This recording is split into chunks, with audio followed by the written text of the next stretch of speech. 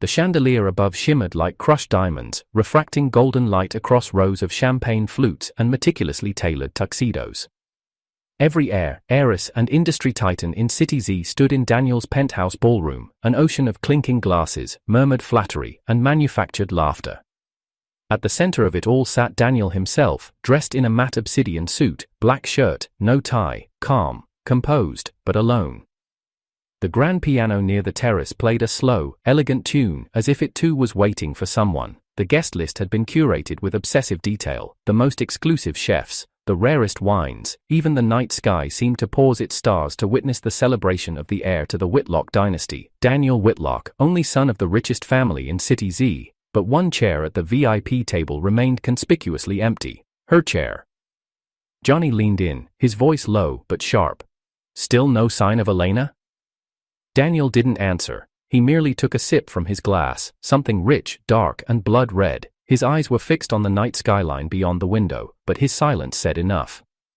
Johnny scrolled through his phone, then froze mid-breath. "What the hell?" He shoved the screen toward Daniel. Daniel took the phone without looking, but the moment his gaze dropped, something inside him shifted. The post was already going viral. A seaside villa, a wind-blown terrace bathed in soft amber sunset. Elena, his fiancée, dressed in white silk, kneeling before a man with a soft boyish smile. She was strapping a platinum Audemars Piguet watch onto his wrist, a $1 million model from a limited series only 3 people in the country owned. Daniel was one of them. Her hand cupped Lucas's wrist gently, lovingly, like he was made of porcelain. The caption beneath the image was short. "Lucas only has me. Daniel already has the whole world." His fingers tightened. Around the phone, the glass in his other hand cracked faintly from pressure. Behind him, the music played on. Guests continued to chatter, unaware that a bomb had just gone off in the heart of the city's most untouchable man. "I'll call her," Johnny said, already dialing. "She must have lost her goddamn mind." Daniel raised a hand to stop him. His lips curled, not into a smile, but something that wore the mask of one. Cold, composed, hollow.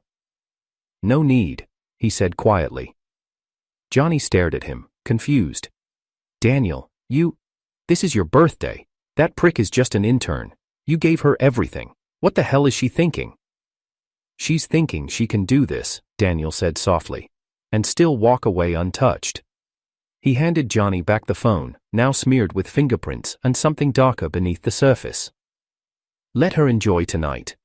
You're just going to let it slide?" Daniel stood slowly, straightening the cuffs of his suit. The weight of his presence changed the room instantly. Several guests looked over as if sensing a temperature drop. He ignored them all. His voice was calm, as if discussing tomorrow's weather. "She'll learn tomorrow," he said, turning to Johnny, "when her family loses everything." Then he walked out of his own birthday party, unbothered, unmoved, and already planning the end. A week ago, Daniel Whitlock had been an average office worker with average looks, average pay, and a slowly dying soul. His one escape from mediocrity was the romance web novel he read religiously every night, Crimson Chains, The Rise of the Underestimated Intern. It was typical dog-blood drama, complete with an overpowered male lead named Lucas, an icy but clever heroine named Elena, and a tragic side character, the heir to the Whitlock group, Daniel. That Daniel, was the sad sack doormat who paid for the heroine's family's rise, sponsored the male lead's education, and eventually died in an accidental car crash when his fiancée and the intern couldn't be bothered to hide their love any longer. Daniel, the reader, had cursed the fictional character. "Pathetic," he'd muttered as he scrolled.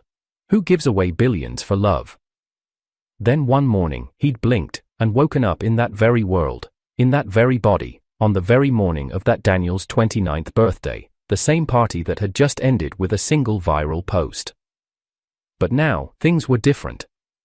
Because this wasn't the original Daniel anymore. He remembered every page, every twist, every betrayal. And unlike his fictional self, he wasn't here to fall in love. He was here to rewrite the ending.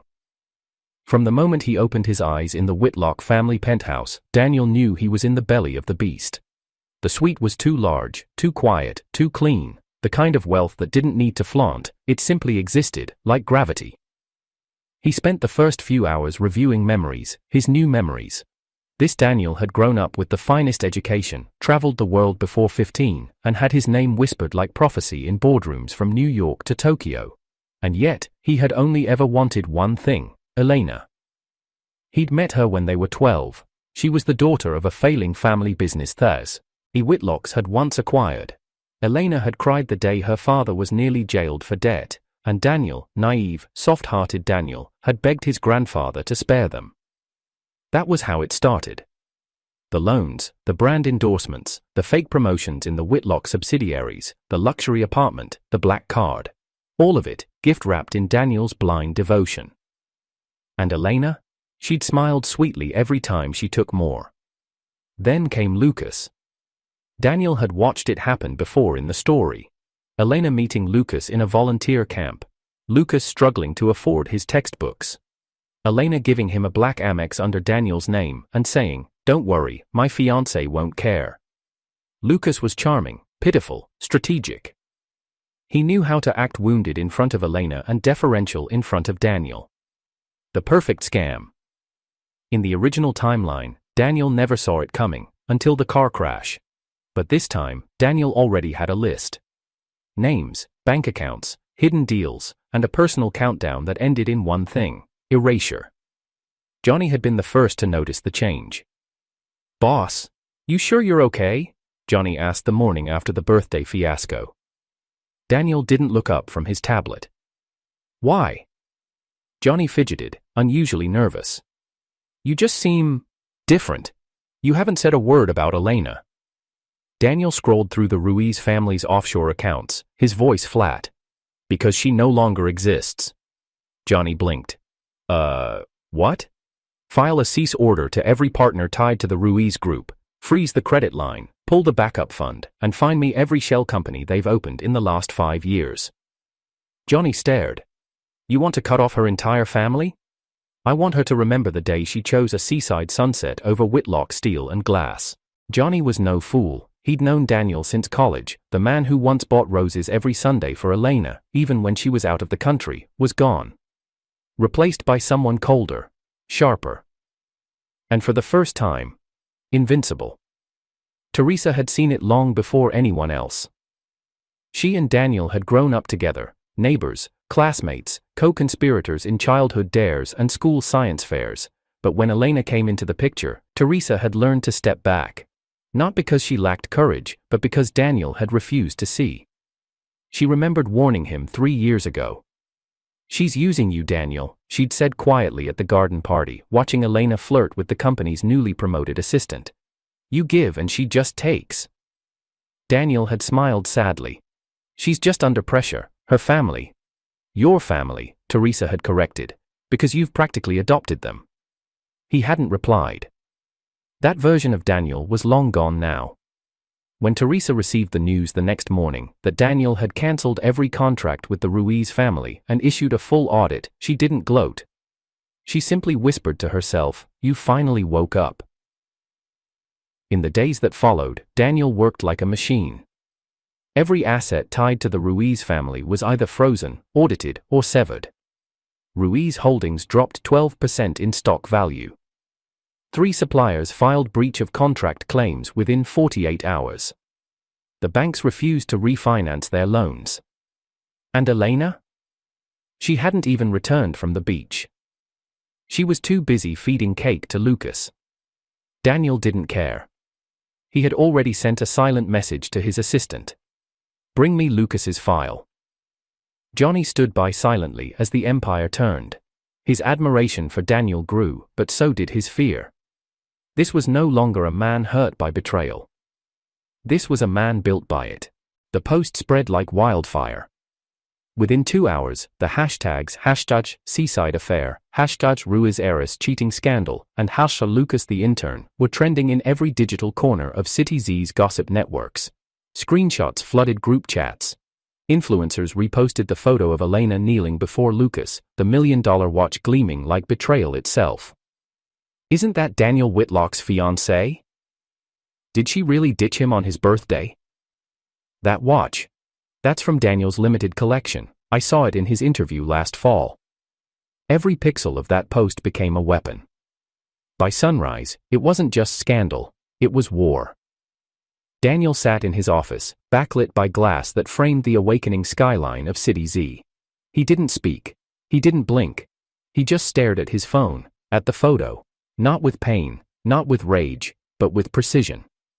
Johnny stood at his side, tense. "They're laughing," Johnny muttered.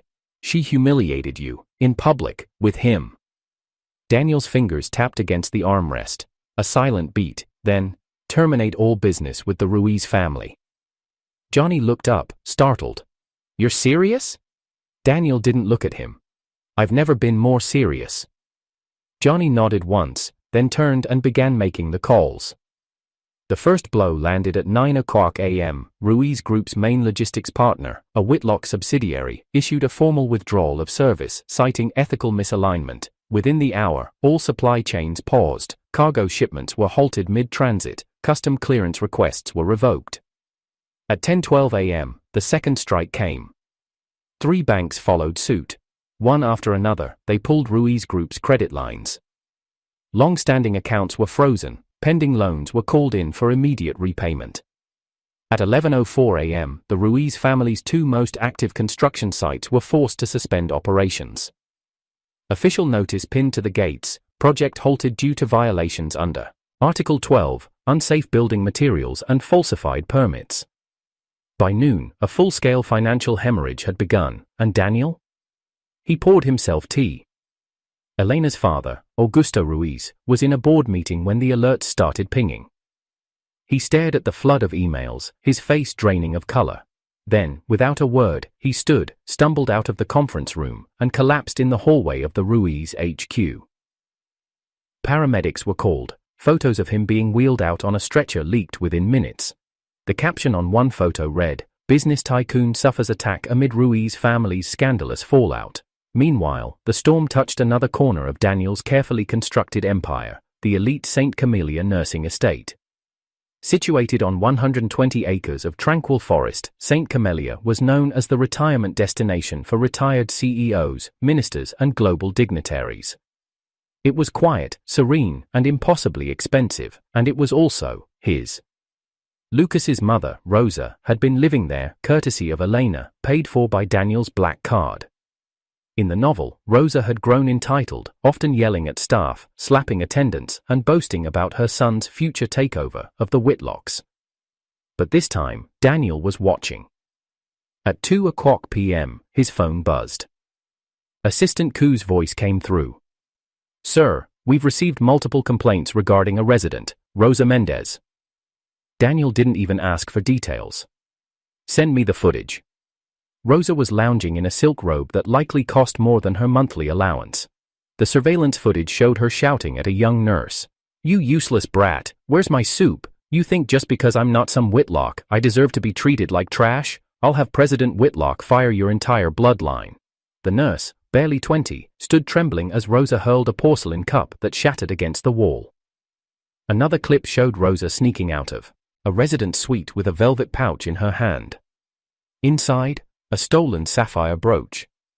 Daniel stared at the paused frame, Rosa's smirk. Her entitlement. He set the tablet down. "Call the nursing director, tell her to call the police." By evening, Rosa Mendez was trending too. Mother of viral intern accused of abuse, theft at luxury nursing estate. The video of her being escorted out in handcuffs, screaming Elena's name like a lifeline, played on loop. Lucas saw it all unfold from the beach villa, still oblivious to the full scale of Daniel's retaliation. "Mom's just dramatic," he told Elena, trying to laugh it off. "It's nothing, this'll blow over." Elena scrolled through her notifications, brows furrowed. The Ruiz stock was in freefall, reporters had gathered outside her father's hospital. Johnny had even blocked her number. This is just Daniel throwing a tantrum," she mumbled, almost convincing herself. "Don't worry," Lucas said, gently massaging her shoulders. "He'll calm down, he always does." But even as he said it, his hands were shaking. Back in the city, Daniel stood at the balcony of the Whitlock Tower, glass of water in hand. He wasn't smiling. He wasn't angry. He was calculating. Below him, the city pulsed like a machine. Streets, buildings, empires. He whispered, almost to himself. You built it all on my back, now watch me take it back. Behind him, Teresa entered quietly. She had always been gentle with her footsteps. She set a file on the side table, Lucas's profile, family background, academic inconsistencies, suspicious donations, alleged harassment case that Elena had paid to bury. Daniel didn't even need to open it. He already knew how this story ended. He just needed them to keep playing their parts. One more move, one more misstep. He'd already lit the match. All that remained was to watch them burn. Daniel sat alone in the private lounge of the Whitlock estate, a rare moment of stillness settling around him like dust. The curtains were drawn, the sky outside dusky and grey. His phone buzzed on the table for the 15th time, Elena, again. He didn't reach for it, he didn't even glance. Instead, he let his eyes wander to the untouched cup of ginger tea beside him. It had gone cold. His mind was somewhere else, somewhere weeks ago, months, years. The memory struck like lightning. A hospital bed, pale sheets, an IV line running into his arm, the fluorescent light above buzzing slightly, too loud in the silence. Daniel was burning with fever, 39.2 degrees. His head ached, every inch of his body trembled under the weight of sickness, and she, Elena, was nowhere. He remembered calling her, twice. Her voice had been strained the first time, irritated the second. Daniel, I'm at a client event, you want me to leave just because you have a little cold? He'd apologized, he always did. That night, he curled into the sheets, bones aching, mind fogged. The nurse had come in quietly and placed a thermos on the table beside him. He hadn't recognized her at first, but when the steam hit his nose, he knew, ginger chicken soup, not store-bought, not delivered, homemade. He lifted the lid with trembling fingers. Inside, floating in soft broth, were pieces of chicken and carefully sliced scallions. There was no note, no name, but he knew it was her. Teresa. He saw the back of her coat as she left the room. She never said a word, she never looked back. He hadn't called out. And for years, he'd let himself believe Elena would have come. Eventually. Back in the present, Daniel rose from the chair.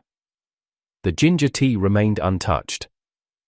He walked to the sideboard, opened the drawer, and pulled out a box. Inside was a faded photograph of him, Elena, and his parents. He stared at it for a long time. That evening, he found himself behind the wheel of a matte black Aston Martin, driving toward the North Hills, toward the old estate. The fire had happened 2 years ago. In the original story, the accident had started with faulty electrical wiring. Elena had insisted they hold a family bonding retreat there. His parents had agreed. Daniel had arrived late from a business trip. When he entered the estate that night, only smoke greeted him. The fire had eaten through the structure in minutes. His father died of smoke inhalation. His mother's body was found on the terrace, curled over in ash. At the time, Daniel believed it was fate, bad luck, tragedy, but in the novel, a single sentence, one line buried in the later chapters, changed everything. The old man refused to hand over his shares, so we gave the flames a little help. Elena's voice, Lucas's laugh. That was the night Daniel had died emotionally too. He just hadn't known it yet. He stepped over the charred remnants of the front porch. The manor had been declared structurally unsafe, but he didn't care. He walked through the skeletal remains of what used to be the Whitlock family's pride. Portraits turned to ash, marble pillars cracked and blackened. The grand staircase reduced to a splintered spine of wood.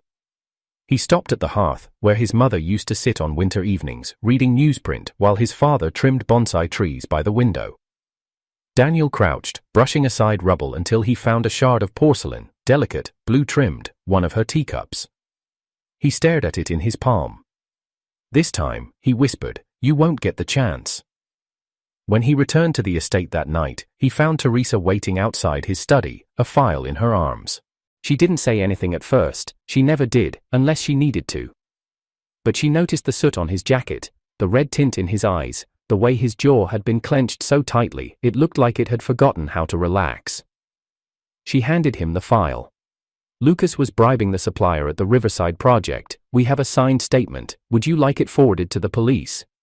Daniel didn't answer right away. He stepped past her, poured himself a glass of water, and drank it in silence. Teresa didn't leave. Finally, he set the glass down. "Why didn't you ever tell me, back then?" She didn't pretend to not understand. Her reply was soft. "Because you wouldn't have listened." He looked at her then, really looked. Not as the friend who had always hovered in the corners, not as the assistant who executed orders before he spoke them, but as the only person who had stayed, always. Teresa's face was calm, but her eyes, they held grief, not jealousy, not resentment, just a quiet ache that had lived there too long. Daniel reached for the envelope she still held, but she didn't let go immediately. Her fingers brushed his. "You're not alone in this," she said, barely above a whisper. "Even if you feel like you are." He didn't respond. But he didn't let go either. And in that silence between them, something shifted, something deep, heavy, unspoken. Later that night, Daniel stood on the rooftop of the Whitlock Tower. The wind whipped through his coat, but he didn't move. Below, the city shimmered. Elena's name still danced across social media like a curse and a crown. He remembered how she used to sit on his lap and trace the collar of his shirt with her painted nails, whispering, "You'll always choose me, won't you?" And he had. Again and again. Even when it cost him everything. But not this time. This time, he had already chosen someone else. Himself. The gates of Whitlock Tower had never been touched by scandal, until today. Cameras clicked like machine guns as black SUVs pulled up to the circular driveway. The first door opened with force. Elena stepped out in 4-inch stilettos, white blazer sharp, lips painted blood red. Her father, Augusto Ruiz, stumbled out behind her, still pale from the hospital stay. Lucas followed last, sunglasses hiding the bruises under his eyes, his hand nervously brushing the side of his phone. Reporters swarmed, mics pointed, questions shouted. "Miss Ruiz, what's your response to the stock collapse?" "Mr. Ruiz, is it true Whitlock Industries has frozen all Ruiz accounts?" "Elena, do you regret choosing Lucas?" She didn't blink. She stormed straight past them and through the gold-etched front doors. Daniel was waiting in the atrium, arms crossed, Johnny standing beside him like a wall. Elena's heels clicked sharply against the marble. "You're going too far," she snapped, voice echoing across the foyer. "This isn't just between us anymore." Daniel didn't flinch. "You made it public.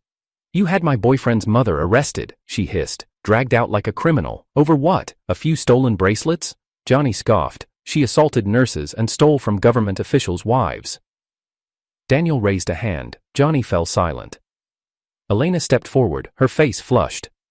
"You're going to apologize, not just to me, but to Lucas. And you're going to call off whatever vendetta you're nursing against my family." A pause. Then Daniel said, without emotion, "No." The word cracked like a whip. Elena's jaw trembled. "You owe me at least that. After everything I've done for you."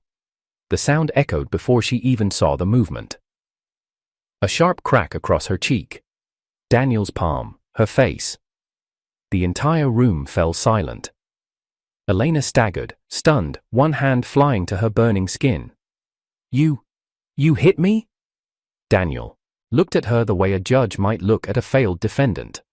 "You insulted my dead parents, you stole my money, you celebrated another man's birthday on the night you were supposed to be mine, and now you're here, pretending you're the victim."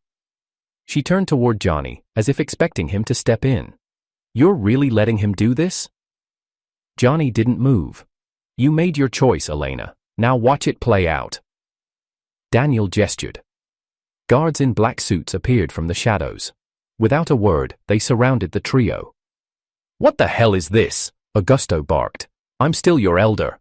"Shut up," Johnny snapped. "You'll speak when you're spoken to." Lucas turned to run, but 3 guards grabbed him mid-step, dragging him by the collar. "You can't do this," Elena screamed, heels skidding against the marble. "You're insane." Daniel simply walked away. 20 minutes later, they were in the courtyard of the Whitlock estate, an open-air arena carved in stone and silence. The sky was overcast, the wind carried the promise of a storm. Elena, Lucas and Augusto stood in a row, restrained by guards, their faces pale, hair disheveled, luxury clothes crumpled and useless now. Daniel stood before them, pristine as ever. From a nearby table, he picked up a wooden baseball bat and walked slowly toward Elena. He held it out to her. "If you want to save your family," he said, voice low, "prove your loyalty." She stared at the bat. What do you mean?" Daniel nodded toward Lucas. "Hit him." Lucas gasped. What? "Elena, no, don't listen to him. He's trying to break us." Daniel said nothing, just extended the bat again. Elena looked at her father. Augusto was silent, dead-eyed, hopeless. "Elena," Lucas whimpered, voice cracking. "I love you." A beat passed, then she took the bat.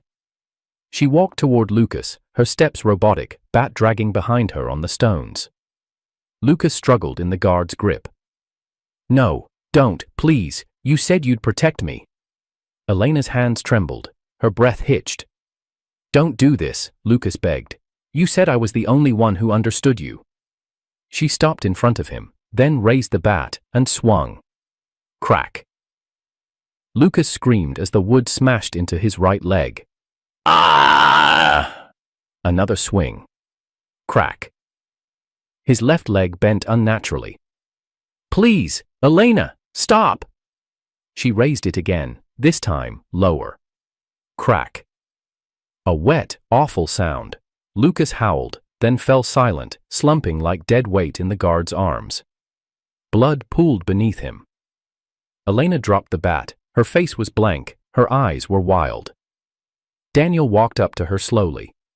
"Now tell me," he said, "how much do you really love him?" She collapsed to her knees, sobbing, gripping the edge of Daniel's pant leg. "I was wrong," she cried. "I made a mistake. Please, I only ever loved you." Daniel stared down at her like she was something rotting in the gutter. Behind him, Johnny didn't say a word. Lucas groaned faintly, twitching in pain. Daniel crouched low, pulled a handkerchief from his pocket, and wiped a drop of blood off his shoe. "Elena," he said calmly, "I want you to remember this day, because from here on out, every breath you take, I'll allow it." She wept harder. He stood, tossing the bloodied handkerchief beside Lucas's shattered body. "Clean this up," he said. Then I walked away. The drawing room of Whitlock Manor had never felt colder. Not because of the marble floors or the open terrace doors that let in the late autumn wind, but because of what sat on the polished table between them. A stack of folders, thick, labeled, and brimming with signatures, wire records, email printouts, and transcripts. Daniel stood on one side, untouched, untouchable. Elena knelt on the other, makeup streaked, knees scraped, her white blazer ruined with blood from earlier.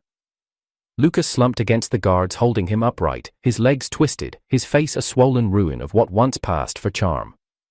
Johnny stood at the far end of the room, arms crossed. Behind him, Teresa hovered in the doorway, her eyes unreadable. Daniel tapped one of the folders. "Would you like me to read them aloud?" he asked. Elena's throat moved, but no sound came. "I have documentation of offshore accounts your father hid using shell companies under your name," he continued calmly. "Which, by the way, legally makes you complicit." She trembled. "No. I didn't know." "You signed the documents." He flipped open the folder and pointed to the signature, hers. Neat cursive, the same one that used to sign off his love letters. "You approved the money transfers, you endorsed the inflated project bids, you facilitated embezzlement by channeling funds through Rui's subsidiaries, some of which were funneled into that seaside villa you took Lucas to." "I didn't mean to," she started, then broke off. Her hands clutched at the edge of the table, trying to stand. "Daniel, please. I didn't know what I was signing. My father." Daniel's hand sliced the air once, silence returned instantly. "I have tax evasion records tied directly to your signature," he continued. "I have bribery logs, and I have a sworn statement from the former project manager at Ironwell Construction. You remember that failed project downtown? The one that collapsed? It wasn't bad luck, Elena. It was low-grade materials you approved to cut costs." Elena's legs gave out. She collapsed back onto her knees, sobbing now. "I didn't mean it. I didn't. Daniel, I swear to you." He turned to Johnny, who wordlessly handed him another folder. "And just for fun," Daniel said, voice calm, "I also have videos, from security cams, from hotel rooms, from the nightclubs you thought were private. You should have told Lucas to leave his phone at home." Lucas stirred, blood on his lips. "You bastard." Daniel didn't even blink. "You played the poor intern routine well, got a black card, a penthouse, and a future heiress out of it. Not bad, but you got greedy." Lucas spat on the floor. "I hope you burn in hell." Daniel finally looked at him. "You first." He turned to Johnny. "Put them in the van." Johnny didn't hesitate. Guards grabbed Lucas by the arms. He screamed in pain as his broken legs dragged across the floor. Elena tried to reach for him, only for another pair of guards to hold her still. "You can't do this," Lucas howled, struggling violently. "You're not God." Daniel approached slowly, kneeling beside him. "You wanted adventure, didn't you?" he said softly. "A storybook life, a fight for justice. I'm sending you both to a desert field clinic in North Africa. You'll have adventure, mosquitoes, heat stroke, and no cell signal. Go save the world there." Lucas's eyes went wide. "No, no, no, no, please, be a hero, Lucas," Daniel whispered. "You always wanted to be one." With a nod, Johnny gave the order. Lucas screamed as he was hauled out, dragged like garbage. Daniel turned to Elena. She was still kneeling, face streaked with tears and humiliation. "Please," she whimpered. "Daniel, I'm begging you." He looked down at her for a long, heavy moment. When he finally spoke, his voice was quiet. "I don't love you anymore." Her breath caught. He stepped closer. "I don't even hate you." She looked up, hope flickering like a dying match. "You're beneath both." And just like that, he walked away. She let out a choked sound, something between a sob and a scream, and collapsed forward, palms slamming into the polished floor. He didn't turn back. As he walked past the wide corridor, he spotted Teresa still standing in the shadows, watching him. Her arms were crossed, her eyes glistened, but she didn't look away. Daniel paused. For a second, neither of them moved. The silence stretched. Then he walked past her without a word, but she followed. A full year had passed, but for Elena Ruiz, time had not healed, it had only stripped. She now lived in a crumbling apartment complex on the outskirts of a city that no longer cared she existed. Her heels were long gone, replaced with frayed sandals. Her manicures were chipped down to bare nails. The designer bags were all sold, along with the last shreds of her reputation. The once glamorous Ruiz name, which used to command VIP access, now drew either scoffs or silence. She clutched the brown paper bag of discounted groceries tighter in her arms, careful not to make eye contact with the landlord waiting by the elevator. "You've got one more week, Elena," he grunted. "Then I'm changing the locks." She nodded mutely, the sting no longer fresh, just familiar. At night, when the lights flickered and cockroaches scurried along the walls, she often woke up drenched in sweat, haunted by memories she couldn't outrun. Daniel's voice, cold and merciless. "You're beneath both." Lucas's broken screams as they dragged him out of the estate, never to return. Lucas had survived, but just barely. She'd heard rumors through the few social connections that hadn't yet blocked her. He'd lasted 3 months in the clinic before a sandstorm damaged the compound and he was flown to a failing regional hospital. His legs had never healed right. He couldn't walk, couldn't work, couldn't charm anyone anymore. Last she heard, he lived with his aunt in a shared tenement somewhere in Cairo. He no longer called. Neither did anyone else. And Daniel? He had risen like prophecy. Whitlock Group not only survived the scandal, it thrived. Under Daniel's new leadership, it expanded into renewable energy, blockchain tech, and medical AI.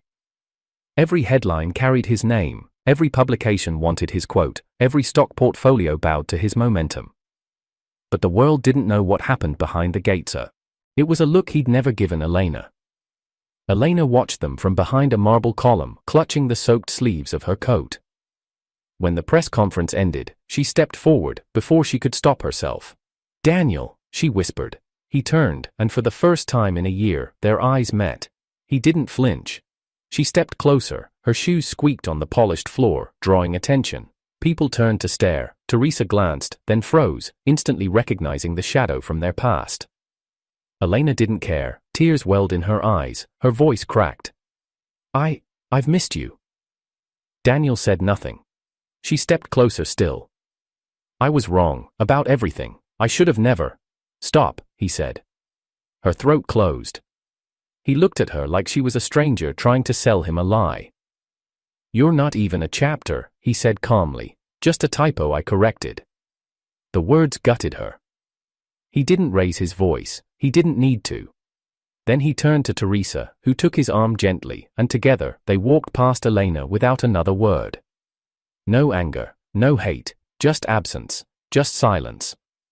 Later that evening, back at the estate, Daniel stood at the edge of the Phoenix Garden, the centerpiece of his new architectural vision.